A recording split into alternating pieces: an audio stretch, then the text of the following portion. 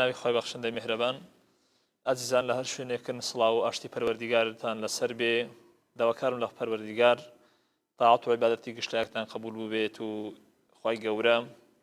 ڕۆژیتان لێ قبول بفەرموێت. بەڕێزان بابەتی ئەو ڕۆمان بابەتی زەکاتی سەرفترەیە، ئەو فەرزیەی ئەو فەرزەیکەوە مانگانە لە مانجە ڕەمەزان موسڵمانان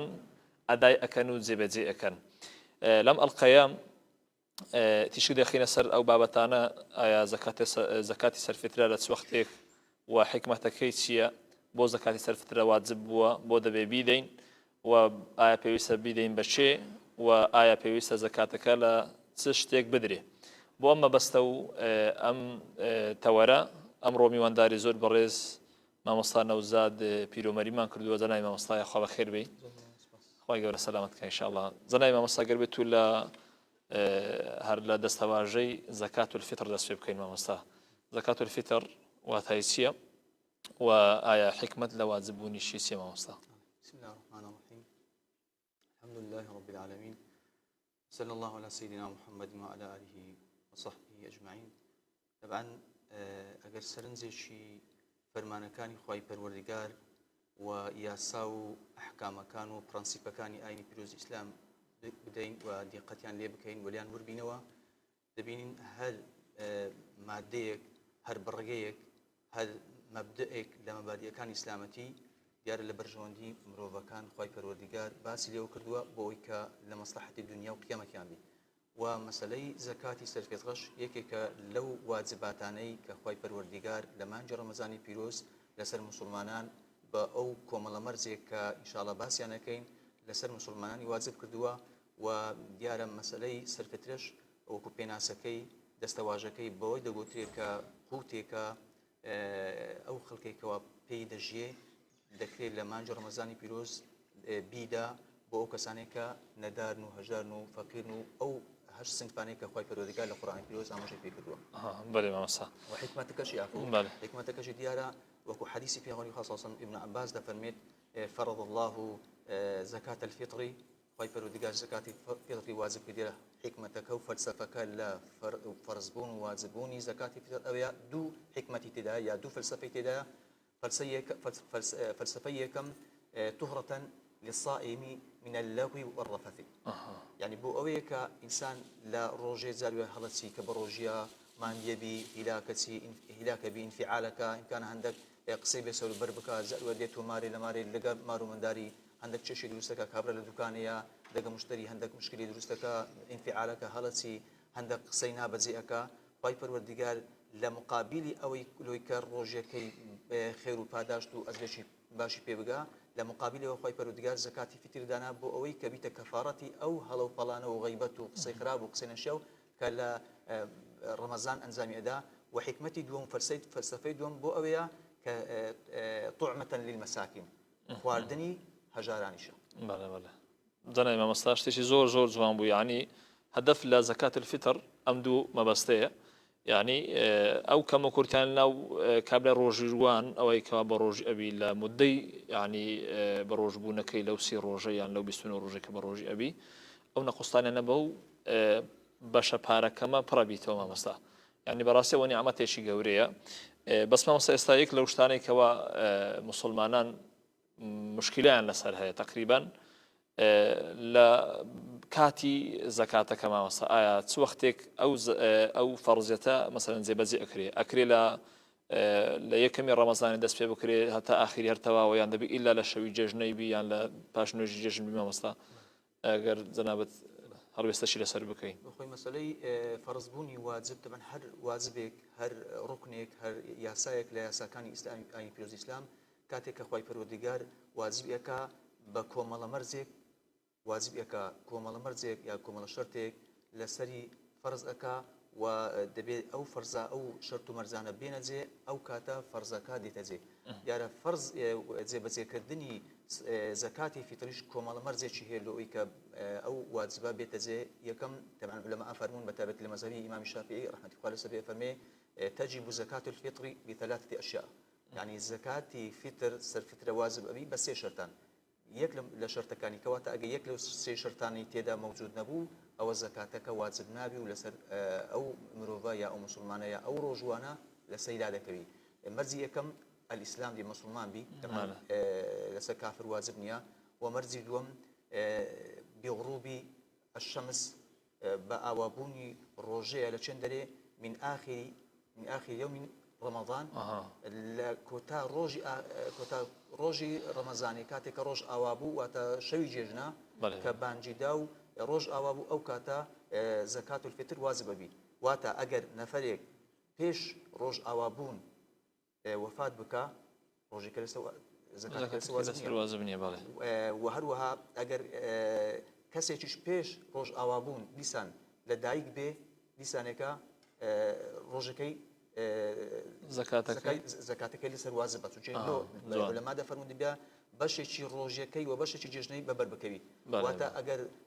بەشێک لە ڕۆژەکەی و بەکەت بەڵام بەشە جێژنەکەی و بنەکەت زکاتی فیتری لەسەر واجب نییە بەڵام ئەگەر هات و هەردوو بەشی بەبەکەتن ئەوە ڕۆژەکەی یاخود زکاتەکەی لەسەر واجب ببی و مەرجی سێم دەبیا ئەو کابرایە ئەوەندە خواردن و خۆراکی هەبی کە زیاتر بی لە شەو ڕۆژی جێژن هەم لە ئیخۆی هم لس أواني كنفقوا واجب لسريان كمثلا كا من دالا خزانة أوان واجب النفقيان بكاد بيا لوان زيادة بأوقاتا زكاتي فطر واجب بيت يعني فترة واجب بيت. زوار موسى بس ما موسى استاجر بجوري أو بابتي بي استازوري مسلمانان لبازي رمضان ويعني لدي رمضان أذن زكاة سر فترة لو وقت أذن ما موسى يعني لو أو وقت يعني هيز قصير لسرة يعني أكريب مثلا بينا فيش يعني إلا لا شيء جاجني بدري ما وصل. بخوي علماء فرمون ذكر لي كم روجي رمضان يبيز أكري زكاتي سلفتر بدي حتى أو وقتي كروجي جاجنيا بس علماء فرمون يعني كاتكي محدودة ودياري كلاوا لي كم روجي مانج رمضان حتى روجي جاجني وباشا بيش نيجي جاجن يا دواي أو كخور أوابو لو كاتي بدي حتى نيجي جاجني ودواي نوێژ جێژنش ڕۆژەکەی هەتا ڕۆژەکەی ئەتیادی ئەکرێ لەو مدە فترەش بدەیت بەڵام ئەگەهات و ڕۆژی جێژن ڕۆژەکەی تێدا ئەوا بوو ئەگەر ئینسان زەکاتی سەرفترێنێدا هەرنەسەی واجب بە بەڵام گوناحبارە بیتن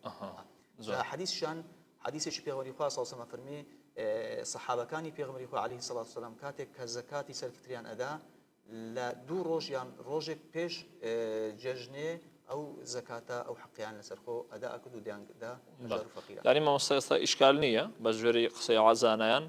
يستخلق توشي مشكلة نابي مثلا أقل بازي رمضاني بيده هيك شيء ما مستوانيا الحمد لله.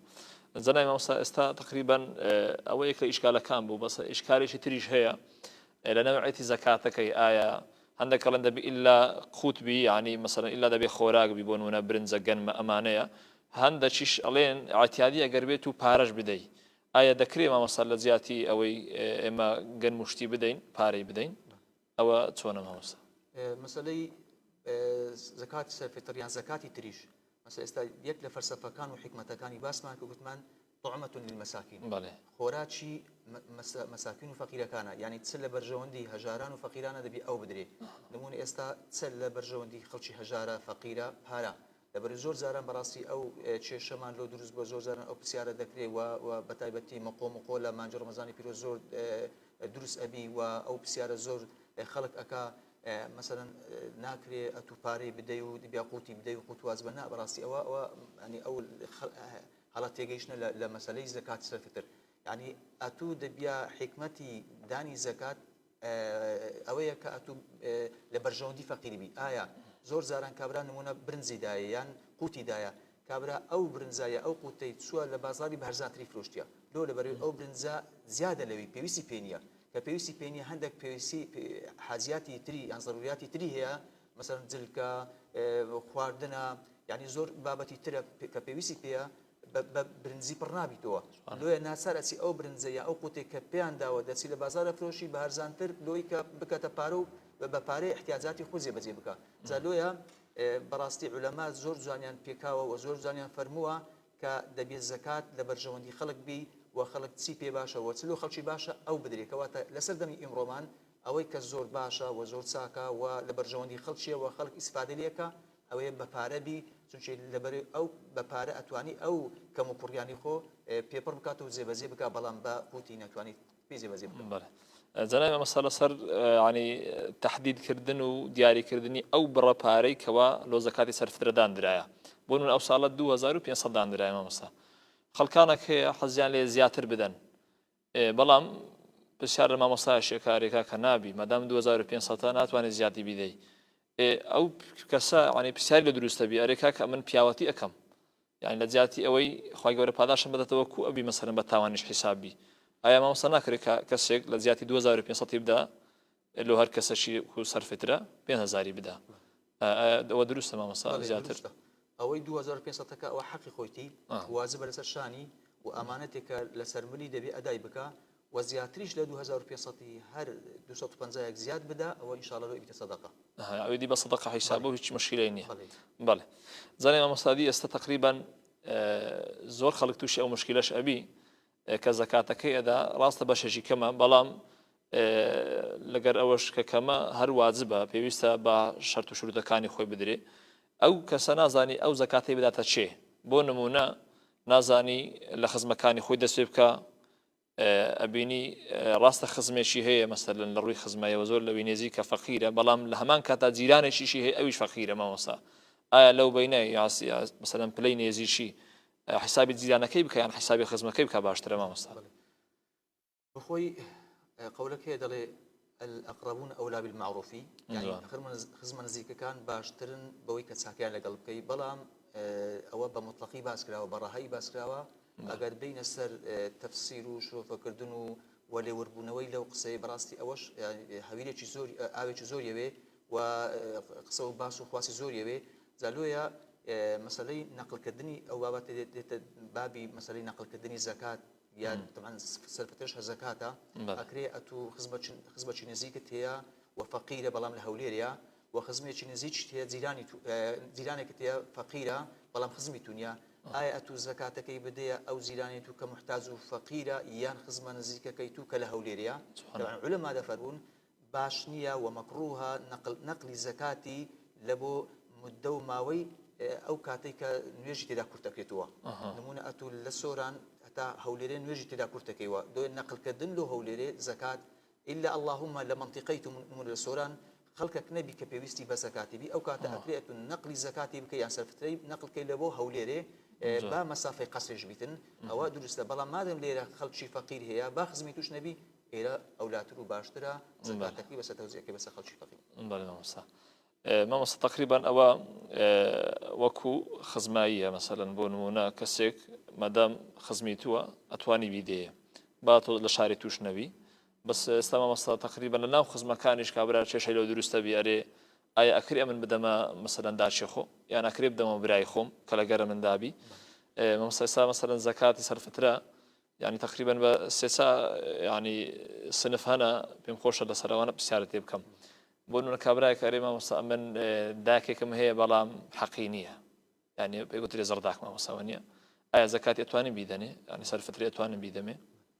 والمسألة زكاة صار فترة يعني زكاة تريش داكو باب هي شيء وشيء زايزنيا داكو باب حقي بلى خوش لبر أبي براستي لوي إسلامتي بيجو موقعي دايكو باوك مان لو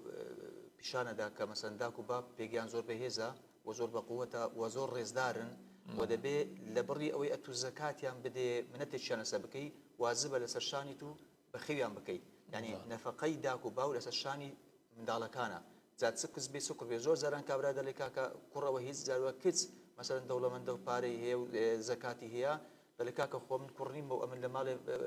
بس إخوتي أو باريا دالي أمن أكري مثلا باري بدم يا زكاتي بدم داكو بابي خو من خير يعني دا سكز بي سكر بي پارەی خۆیان هەبی زەکاتی خۆیان هەبی بە هیچ شێوەیەکی جائز نییە زەکات بدرێتە داک و بابی ئەوە یعنی علەما متفقن لەسەرەوەی کە یەکدەنگن کە بە هیچ شێوەیەکی ناکرێت زەکات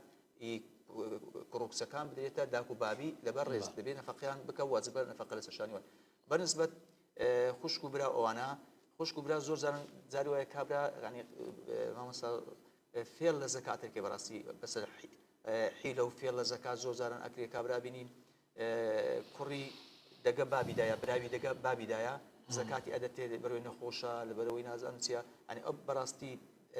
زەکاتدان حتا براش ئەگەر لەگە بابی بی جائز نییە لۆ لەبەروی ئەو سەرچاوە یا ئەو پارە ئەو داهەتە نەوەک بگەڕێتەوە لۆ بابی باب ئیسفادی لێ بکە إلا عندك علماء فرمون أكري مثلا أجر كر طالب العلم بو ونيا زكاتي بدي يا أجر كركا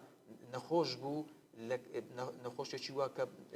أو مسافة يا أو كلفة باركا لأنه خوش كي خوي سلف كدو لبو باوينا أجر روا أكري مثلا برا زكاتي بدأت أو براي أو أبرانا بلا وش ليكا براسي درسني بلا برا أجر مالي خوي بي خوشك أجر مالي خوي بي بور أجر مالي خوي بي أوانا يا مالي خوي بي أوانا أكري زكاتيا بدي بلان بمرزش فقير بن أو مواصفاتنا أو هش صنفاني كزكاة أجريتوا أكري يكك لو صنفاني بيأتو زكاتي بدي. زين موسى بس ما مسألة صار يعني داشي أو ذاك كواحقينية بداشي حقي حسابه يعني داشي حسابه بل داش أو ذاك داش حقي حسابني هو بوتشيش مثلا سبوك كاتا خزاني كر أوش يعني تواني زكاتي عم بدي موسى أتواني مثلا بوش بس بوك ديسانيكا أتواني باب بدأت كوري زوانا أتواني بدأت كوري عرفتني يا فعلا تشيني بلان بمرزة شو بس ما كنت فقير بي مسكين بي أو أنا أكري زكاة يوم دي بلان أجر هاتو فقير ومسكين نبونيا مثلا بابو كور دقا كرو كز دقا بابي دابون أو زكاة يعني بله الإمام السياسة تقريبا خلق وش جناب تازه باسكر يعني تقريبا نمسافر كلنا كي لنا موضوع زكاة صار فتري بونمونا أبيني دو فقير هردو فقير ما وصى الرداي زكاة شان هي يعني مثلا أبيني هي مثلا باركي 5 مليون بالله هري قرتيها أو أنا ما وصى هردو شان بونمونا هردو 5 مليون يعني هي أو 5 مليون أو إيش 5 مليوني هي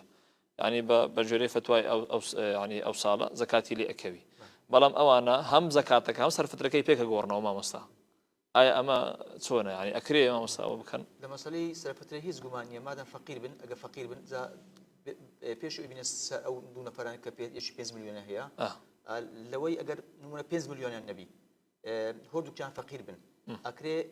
على قولي زكاة خو يعني صرفت خو بيك هو بكن مثلا أو بدأت تبي أو جلت تبي أو هي زجمانية تاني ودرسته